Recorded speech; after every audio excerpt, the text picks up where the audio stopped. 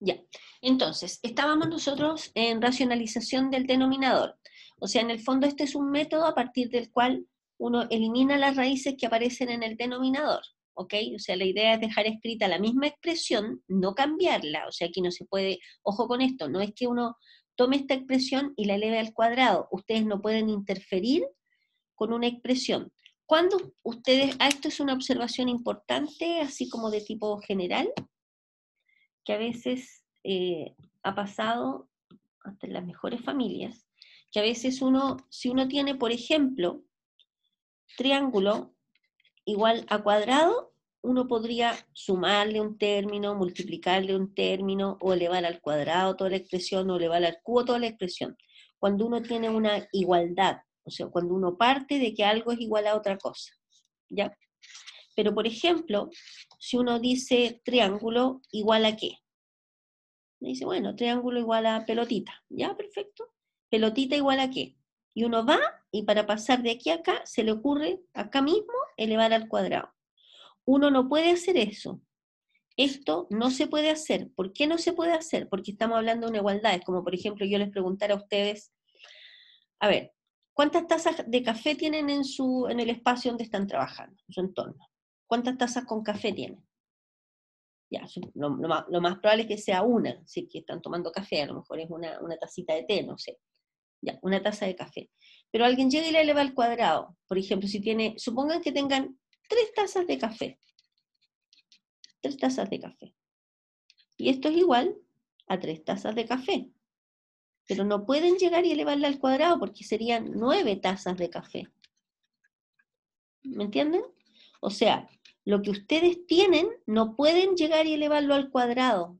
¿De acuerdo? Lo único que ustedes podrían hacer es multiplicar por un 1 conveniente. O sea, si tengo triángulo, podría escribirlo como un 1 partido por un 1. Y esto que está acá es algo que yo llamo un 1 astuto. Que claro, entre comillas, uno hace un truquillo y lo vamos a escribir de otra manera, porque va a aparecer este factor, pero originalmente el término se mantiene siendo el mismo, ¿de acuerdo? Porque un triángulo por uno sigue siendo un triángulo, no lo estamos cambiando, simplemente lo estamos escribiendo de una manera distinta, ¿de acuerdo? Entonces, por ejemplo, ¿por qué hago esa pequeña introducción? Si uno tiene 1 partido por raíz de A, ¿no podrían ustedes partir de 1 partido por raíz de A? Y alguien dice, pero profe, usted me dice que quiere que le elimine la raíz que aparece en el denominador. Entonces, lo elevo al cuadrado lo de arriba y elevo al cuadrado lo de abajo. Y esto es 1 partido por A. Listo, lo hice.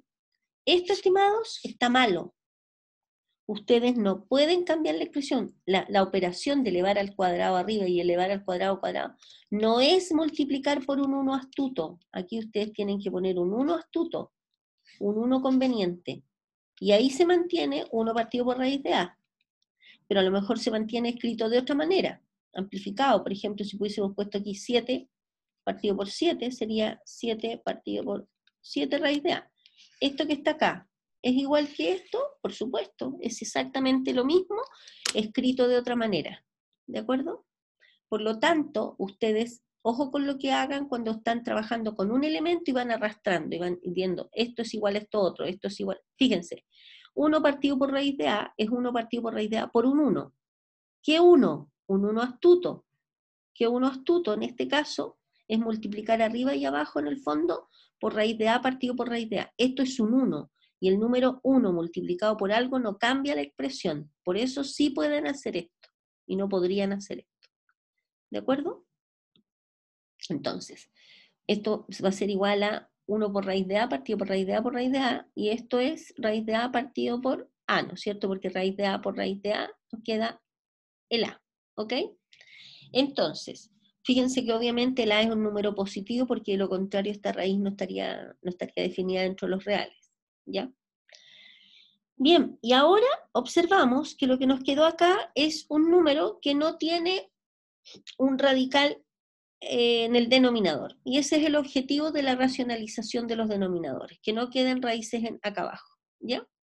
Entonces, tenemos acá que en general, si el denominador es de la forma raíz enésima de a elevado a m, donde el m es un número menor que el n, o sea, donde el índice, el exponente de la potencia que está dentro de la raíz es menor que el n, entonces tenemos que multiplicar el numerador y el denominador por la raíz enésima de a elevado a n menos m.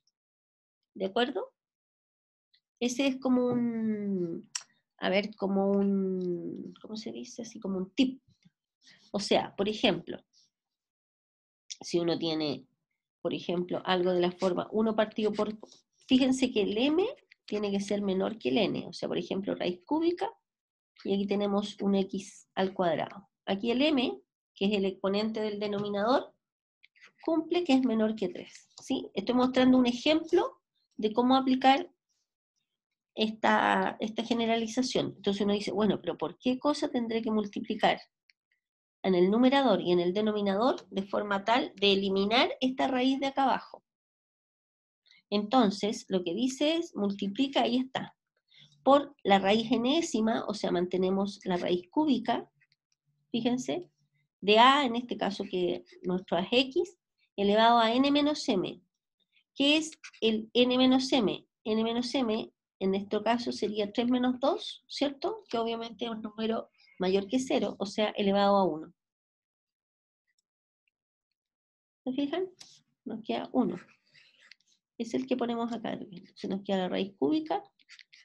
Bueno, está más escribir el x elevado a 1, pero para que se entienda.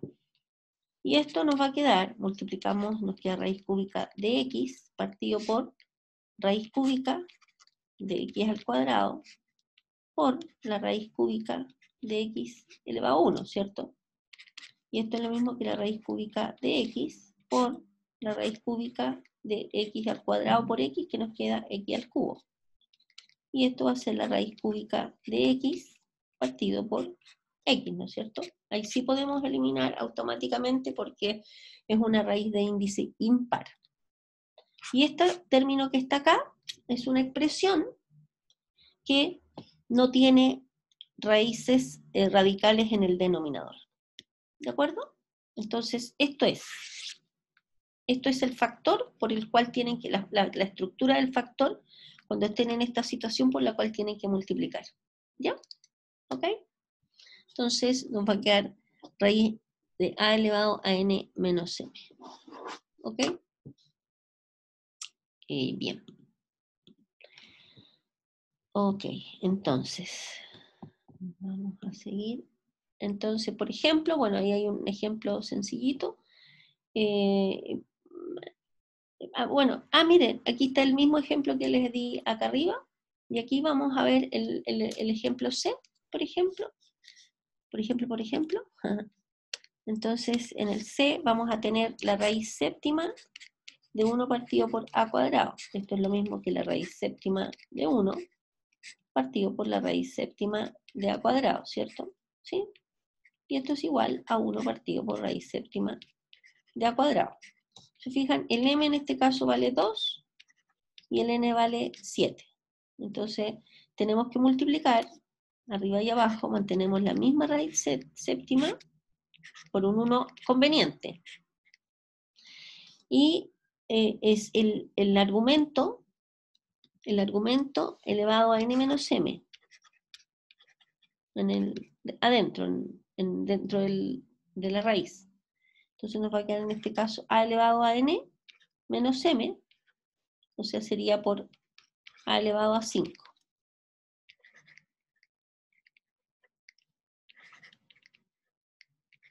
¿De acuerdo? Entonces nos queda raíz séptima de a elevado a 5 partido por raíz séptima de a elevado a 5 por a a la 5 nos queda a elevado a 7.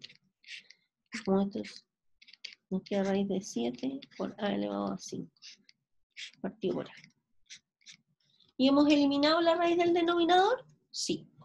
¿De acuerdo? ¿Ya? Bien. Obviamente, como ya les dije, la idea es que ustedes trabajen con estos ejercicios. Intenten hacer los ejercicios 89 y 91.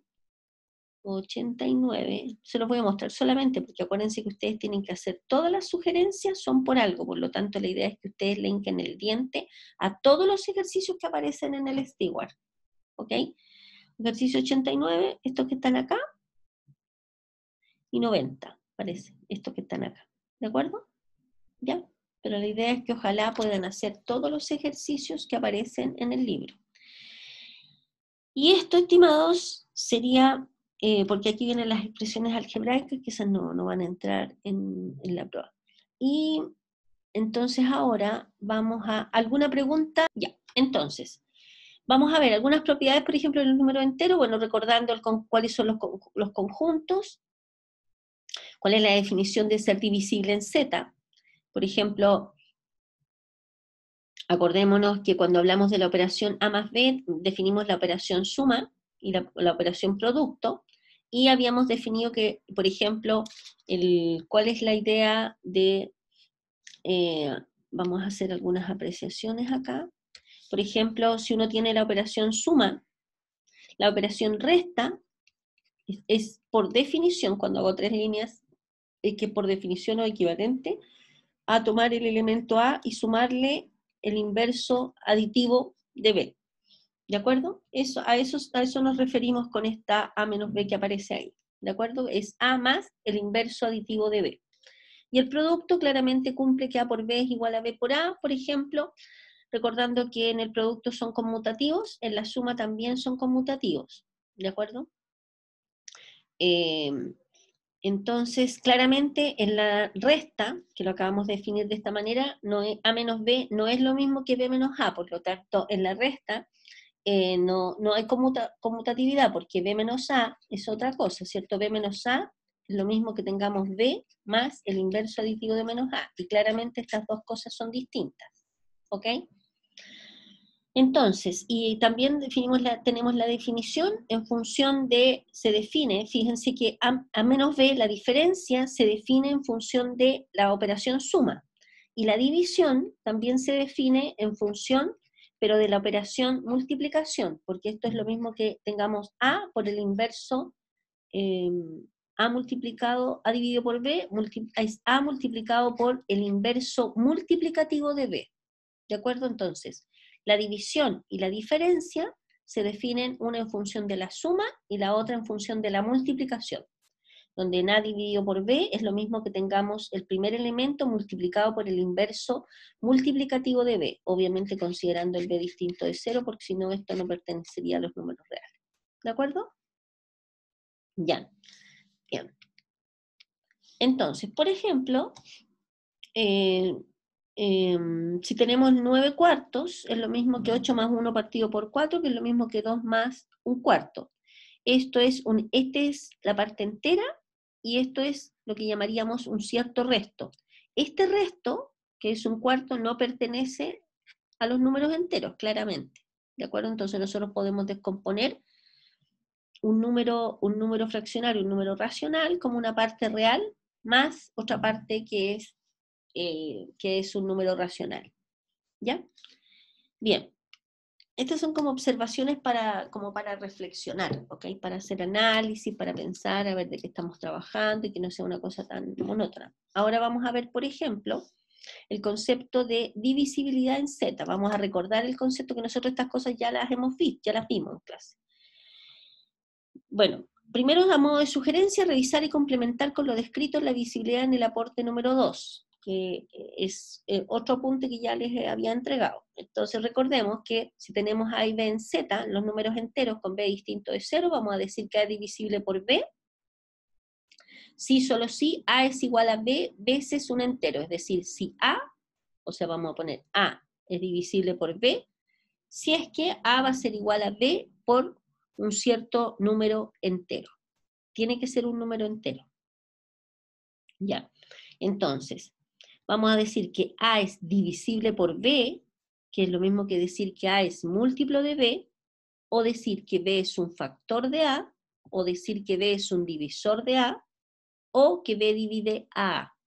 Y como notación utilizamos esto que está acá. Esto no es trivial, es importante que se entienda, Porque en la redacción, por ejemplo, de algún problema puede aparecer cualquiera, ¿cómo se dice? Con cualquiera de estas redacciones. Es importante que se entienda que esto que está acá es equivalente a B divide A, ¿de acuerdo? A esta notación, que se lee el número B divide el número A. ¿Y eso qué significa? B divide A significa que existe un número entero C, tal que A, o sea, el segundo que aparece acá, es igual a una constante, un número entero, multiplicado por el número que aparece primero, por el B. ¿De acuerdo? O sea, va a existir ese número tal que A va a ser igual a C por B. Entonces, escribir esto nos dice que existe un número C tal que el segundo va a ser igual a ese número entero multiplicado por el que está acá. ¿Ok? Vamos a hacer varios ejercicios de estas cosas también en la parte de los ejercicios. Propiedades de la divisibilidad. Para cualquier número entero A distinto de 0, siempre vamos a tener que A divide A y A divide a 0. Ojo con esto. Esto no es lo mismo que 0 divida A, porque eso es falso, no es posible eso. A siempre divide a 0. ¿Por qué? Porque el 0 siempre lo vamos a escribir como A por 0, ¿no es cierto? Como A por un número entero. ¿Y por qué A divide A? Porque este siempre lo vamos a poder escribir como 1 por A. ¿De acuerdo? Entonces estas propiedades se cumplen siempre. Después, para cualquier número entero se cumple que 1 siempre divide a A y menos 1 siempre divide a A. ¿Ya? Entonces, estos divisores que está acá se llaman divisores universales dentro de los números enteros. Tenemos la transitividad. Una de las propiedades más importantes de la divisibilidad es la transitividad, que consiste en esto, que si A divide a B y B divide a C, entonces A divide a C. ¿Ya? La demostración de esto no es nada de compleja porque se basa solamente en la definición de qué significa que esto es divisible por el otro. ¿Ya? Bueno, la vamos a mirar así rápidamente. ¿Qué significa que A divide a B? Significa que existe un entero que vamos a llamar F, tal que el B es igual a F por A, o lo mismo que es A por F. ¿Y qué significa que B divida C? Significa que va a haber otro número entero que vamos a llamar por G, tal que C es igual a B por G. Entonces, nosotros tenemos que rayar acá un poco, fíjense acá, porque visualizando qué es lo que nosotros queremos probar. Que uno siempre tiene que tener en la mira cuando hace una demostración qué es lo que uno quiere llegar a probar.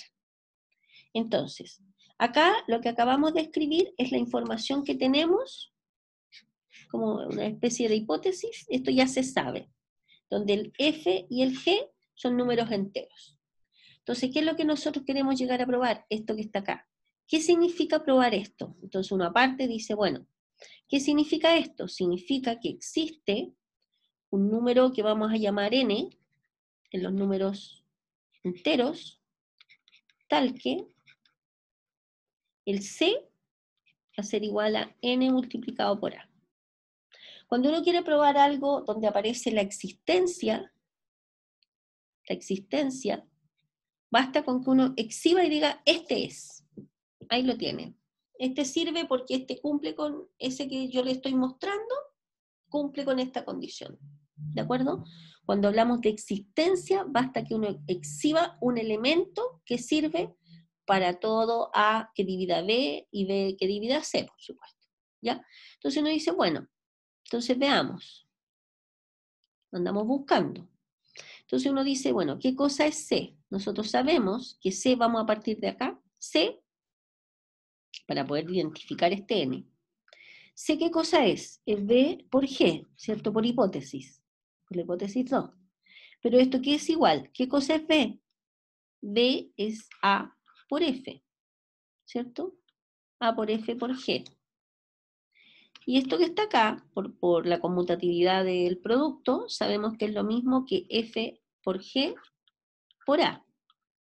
Entonces, si ustedes observan, lo que nosotros andamos buscando es un número entero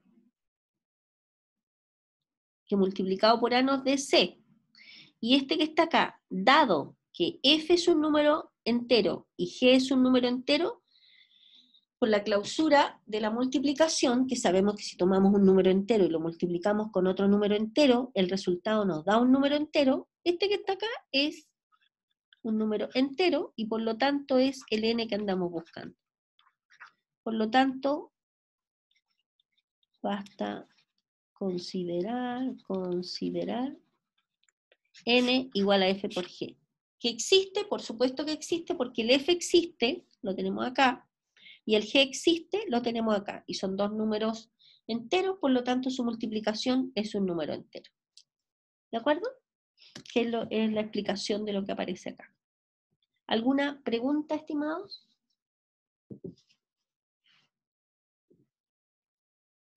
¿No? ¿Estamos de acuerdo?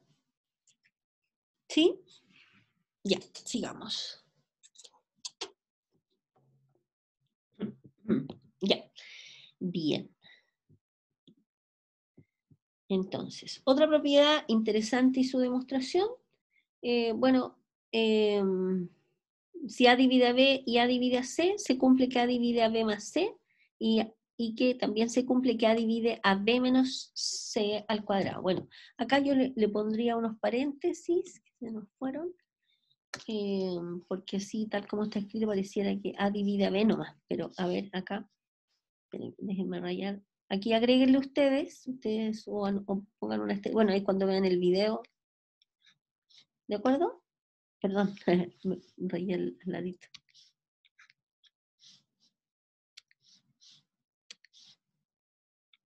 Ese es un índice que aparece, que es un indicador de alguna observación que está acá abajo por si acaso. Ese 3 que aparece ahí, no es que esto sea el cubo. ¿Ya?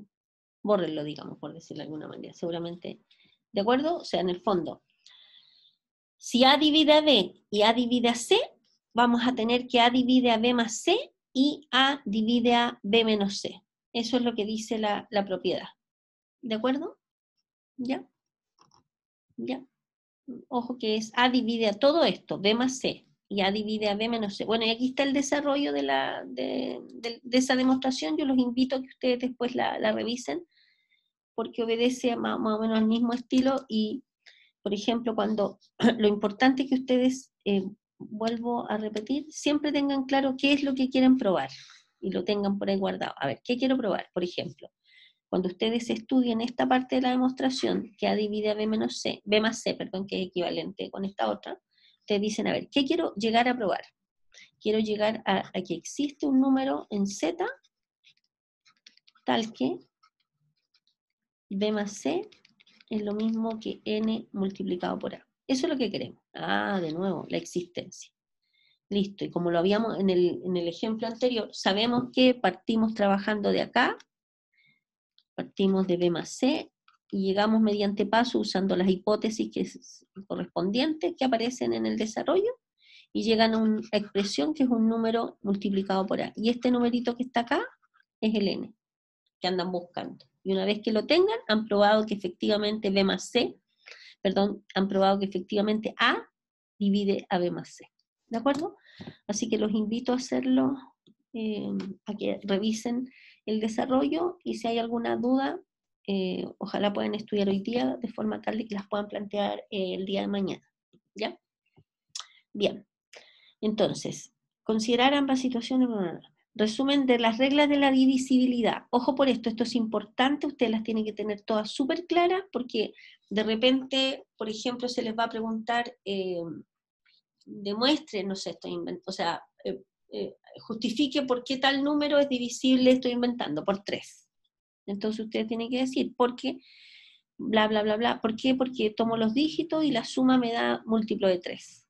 Eso ustedes lo deben saber, o sea, no basta con que ustedes digan, porque, ¿me entienden? O sea, tienen que usar el criterio para ustedes probar que por qué un número es divisible por 3. Ahí aparecen todos los criterios, entonces los vamos a mirar rápidamente nomás. Primero, para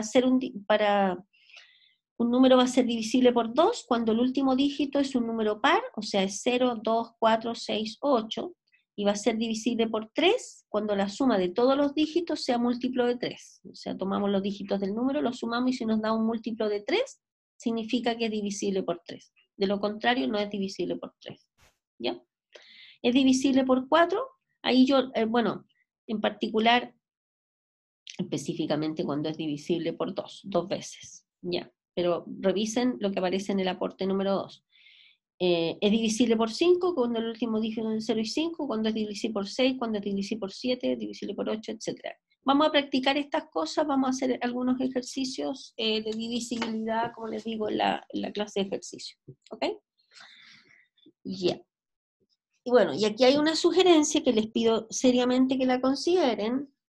Entonces váyanse al aporte número 2, que como les dije, ustedes ya lo tienen, y si no, yo se los voy a reenviar a más tarde del fin de semana, a lo mejor lo hago más tarde, pero en la noche, ¿ya?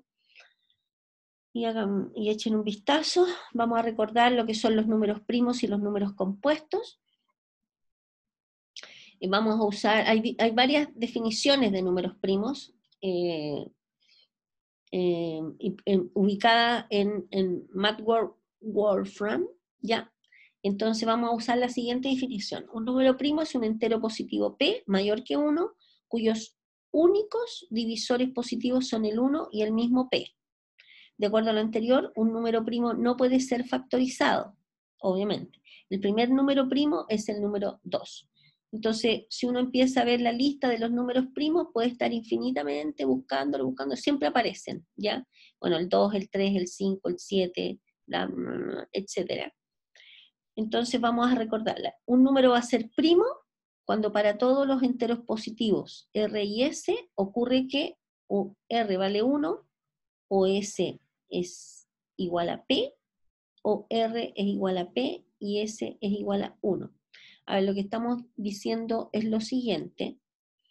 Aquí faltó un detalle, digamos, un número primo. Si nosotros tenemos que el número primo P, faltó el lápiz. A ver, tenemos el número primo P. Si nosotros lo escribimos como R multiplicado por un S, si lo escribimos como R multiplicado por S, ¿qué vamos a tener? Que las únicas alternativas para poder escribir el número P como un producto de dos números enteros positivos es una alternativa que este sea 1 y este sea el mismo P, sería una opción, y la otra opción es que este sea P y el otro número sea 1.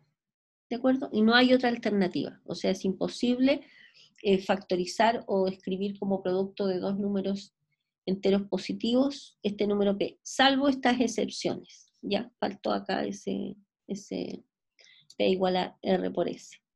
Entonces, un número va a ser compuesto si es un número entero n mayor que 1 que no es primo, y por lo tanto, de acuerdo al teorema fundamental de la aritmética, que lo vamos a ver en la siguiente página, puede ser factorizado.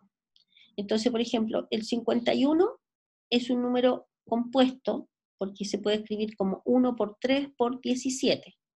El 20 se puede escribir como 1 por 2 al cuadrado por 5, ¿ya? Los primeros números compuestos y sus factorizaciones son, por ejemplo, estas que están acá. El número 4 es un número compuesto porque se puede escribir como 2 al cuadrado, el 6 como 2 por 3, etcétera, etcétera. ¿Ya? ¿Ok?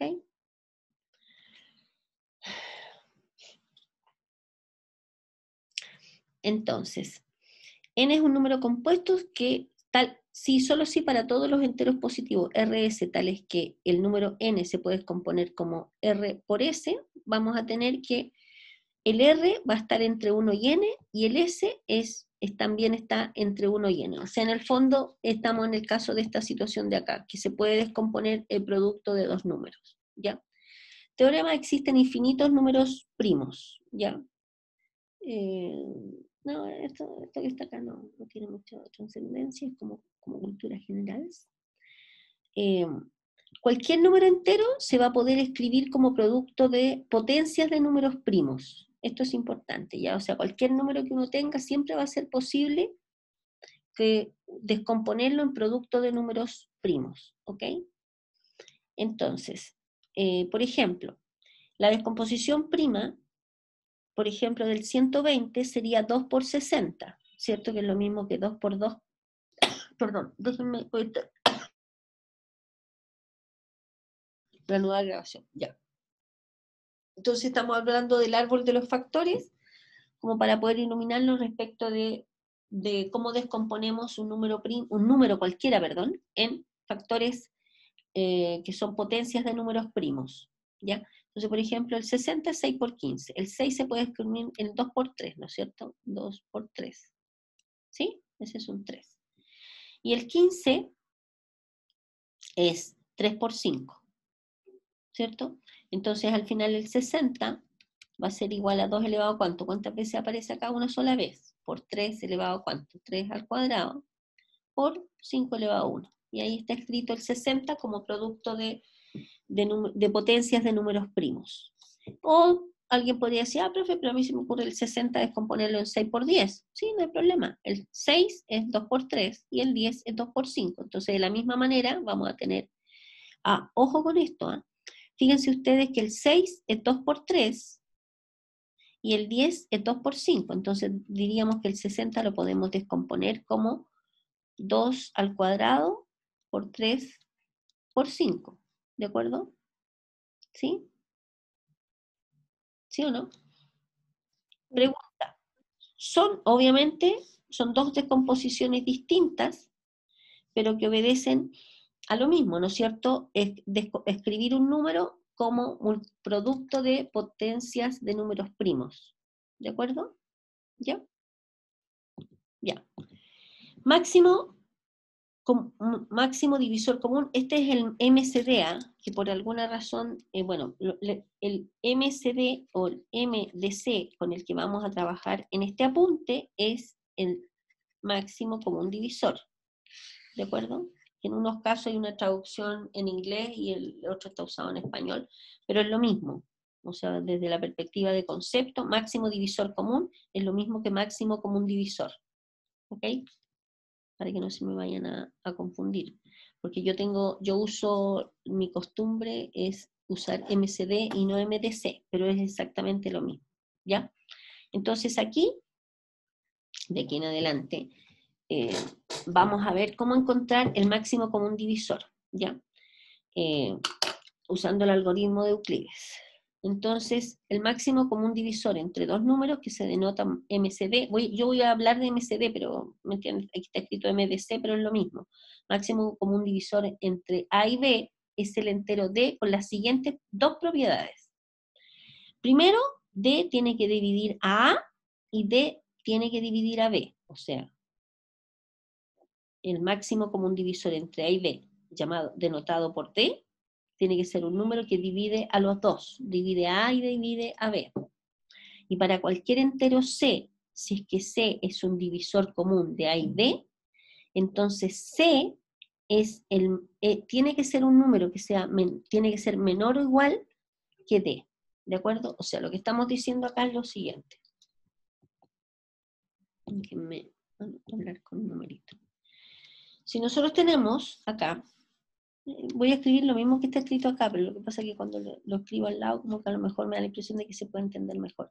Si nosotros consideramos que el máximo común divisor entre A y B es un número D, tiene que cumplir dos cosas. El D tiene que dividir a A y además el D tiene que dividir a B. Primera condición. Segunda condición, si existe otro, o sea, si estamos diciendo si existe un C tal que C divide, voy a cambiar esa rayita, voy a poner un punto y una coma mejor. Existe un C tal que si C divide, tal que si C divide a A y C divide a B, o sea, cumple la misma característica del D, eso es lo que estamos diciendo acá, entonces necesariamente ese C tiene que ser un número menor o igual que D. ¿Por qué? Porque este que está acá es el más grande, por eso se llama máximo común divisor.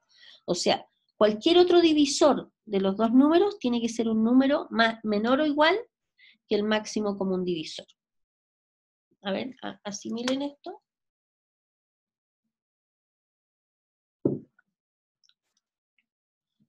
¿Ya? ¿Estamos de acuerdo? Ya. Tiene que cumplir esas dos propiedades. Entonces, primero, por ejemplo, vamos a considerar el número 65, que es lo mismo que 13 por 5, y el número 104, que es 13 por 8. Entonces, fíjense ustedes que los divisores, el 13, por ejemplo, divide al 65 y 13 divide a 104. ¿Cuáles son los divisores del 65? El 13 y el 5 nomás. ¿Cuáles son los divisores del 104? El 13 y el 8. Entonces, lo que uno hace, en el fondo, si uno quiere encontrar así usando solamente la definición literal, si nosotros quisiéramos encontrar el máximo común divisor entre el 65 y el 104, ¿qué hacemos? Sacamos todos los divisores del 65, que fíjense que en este caso el 13 y el 5, del 65. Todos los divisores del 104, que es el 13, el 8, pero bueno, el 8 que es el 2, el 4, bueno, vamos a poner el directamente, en este caso no es necesario que lo separemos. Bueno, a ver. Vamos a dejar los primos mejor. El 104 es 13 por 8, pero 8 es 2 por 4, ¿cierto? Entonces divide el 2, lo divide el 4 y lo divide el 8. Todos los divisores del 104. ¿Estamos de acuerdo que el 13 lo divide, el 2 lo divide, 4 lo divide? A ver, tengo una pregunta. Cuando yo estoy escribiendo los divisores del 65, ¿estará correcto con poner el conjunto formado por el 13 y el 5 o me falta algún divisor más?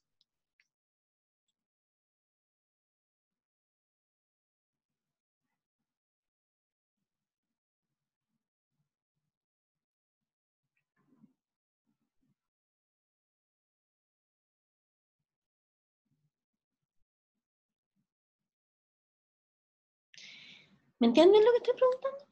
A ver, voy a escribir acá. Divisores del 65. Tup, tup, y voy a escribir el nombre. Y divisores del 104. Ya, nosotros acá pusimos el 13 y el 5. Divisores del 104 pusimos el 13, el 2, el 4, el 8. Voy a borrar este pedacito de acá. Pregunta. ¿Faltan aquí más divisores? Les voy a dar. Chicos, divisores del 65. El 13, el 5, el 1 y el 65. El 65 divide el 65. Sí, porque 65 es lo mismo que 65 por 1. Estos son todos los divisores del 65. ¿Cuáles son todos los divisores del 104? El 13, el 2, el 4, el 8. ¿Hay más? ¿Alguien me El puede? 1, 104. El 1, el 104. ¿Ahí terminamos?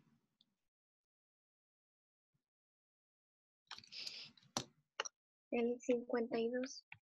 Perfecto, el 52.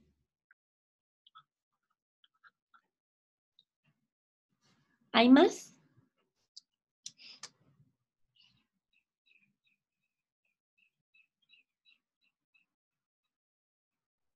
El 26. El 26. ¿Hay más?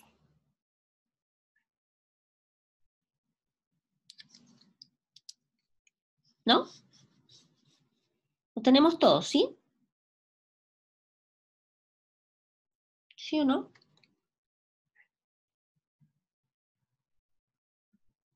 ¿Sí, no es No cierto? sé. ¿Ya? Y ahí terminamos.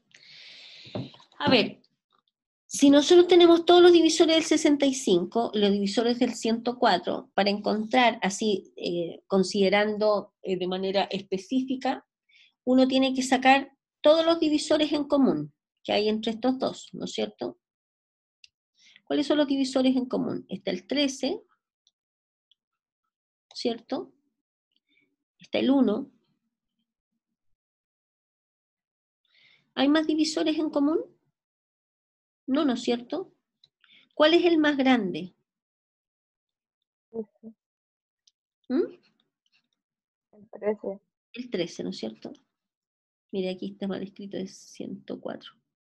Es 104. 104. Ese es un 104, por si acaso estoy corrigiendo la escritura. 104, 65 y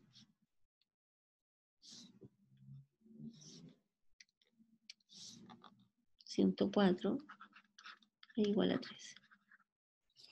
¿Ok? ¿De acuerdo?